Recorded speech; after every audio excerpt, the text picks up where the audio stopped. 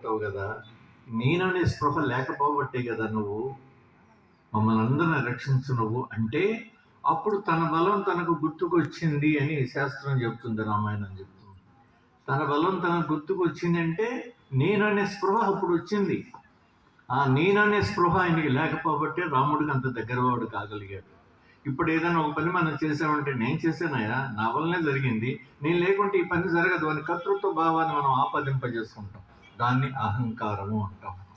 కానీ ఎటువంటి అహంకారం లేనటువంటి ఆంజనేయ స్వామి రాముడికి అంత సన్నిహితంగా వెళ్ళగలిగాడు.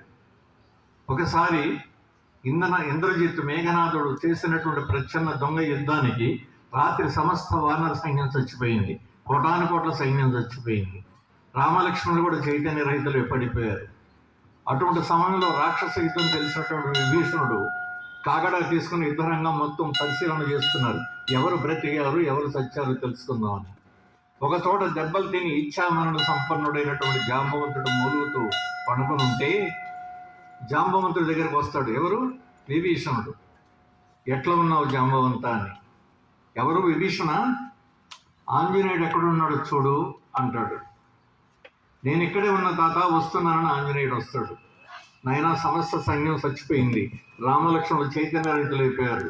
ఈ కోటాను కోట్ల మంది వానరుల్ని వీళ్ళందరినీ సజీవులుగా చేయాలన్నా, రామలక్ష్మణులు చైతన్యవంతులుగా చేయాలన్నా ఈ క్షణంలో నువ్వు సంజీవి పర్వతాన్ని తీసుకురావాలి.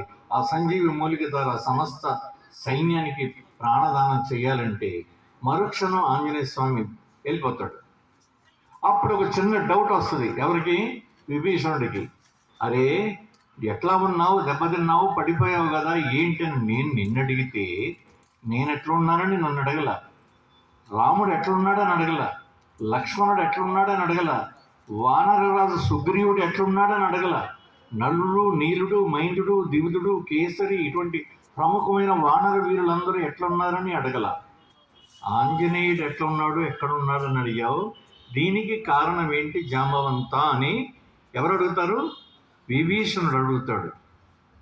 అప్పుడు నవ్వి జాంబవంతుడు అంటాడు, ఓ పిచ్చి విభీషణ, శ్రీరామచంద్రుడి వెంట ఒక ఆంజనేయుడు ఉంటే శ్రీరామచంద్రుడిదే జయం. సమస్త సైన్యం, రాక్షస సైన్యం, రావణాసుడు సమస్తం నాశనం అయిపోతారు.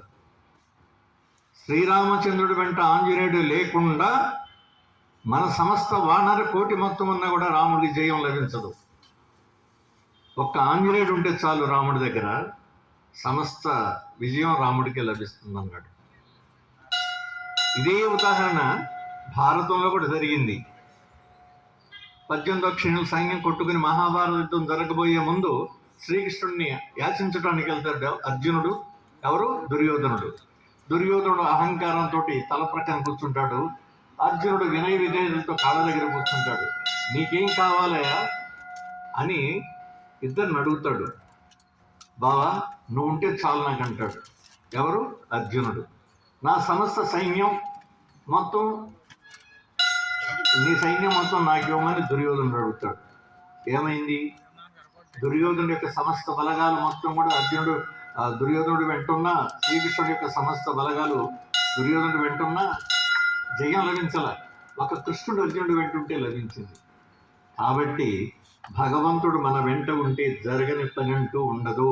నువ్వు సత్య సంకల్పంతో, సత్యనిష్టతో, దృఢమైన నిశ్చయంతో, ప్రేమతో, సద్భావనతో, సదాచారంతో, దృఢ చిత్తంతో మనం చేసే పని హృదయపూర్వకంగా మనం చేయాలి. ఈ వ్రత దీక్షని హృదయంలో నిలుపుకోవాలి.